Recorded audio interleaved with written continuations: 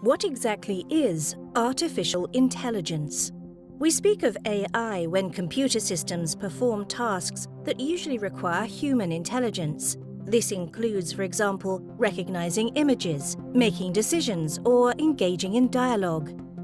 To do this, the AI systems must be equipped with knowledge and experience. This can be achieved in two ways.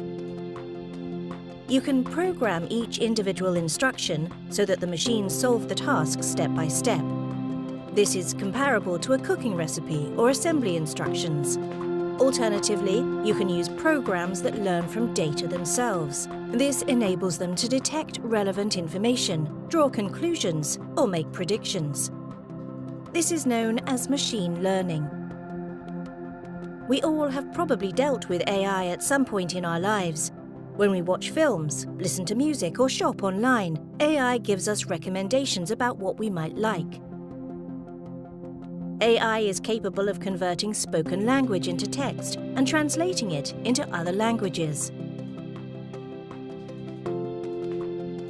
AI is a central component of robotics. Robots make our everyday lives easier or take on strenuous activities. Self-driving vehicles recognize their environment through AI and can react to it. AI is becoming increasingly important within medicine.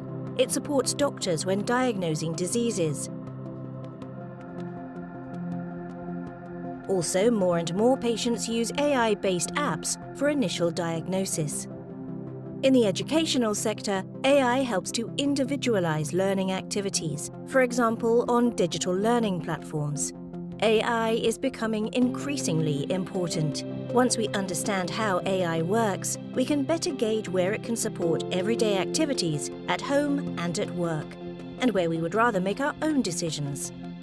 AI will not replace humans, but it is getting better and better at supporting us. For this, we need an AI-competent society.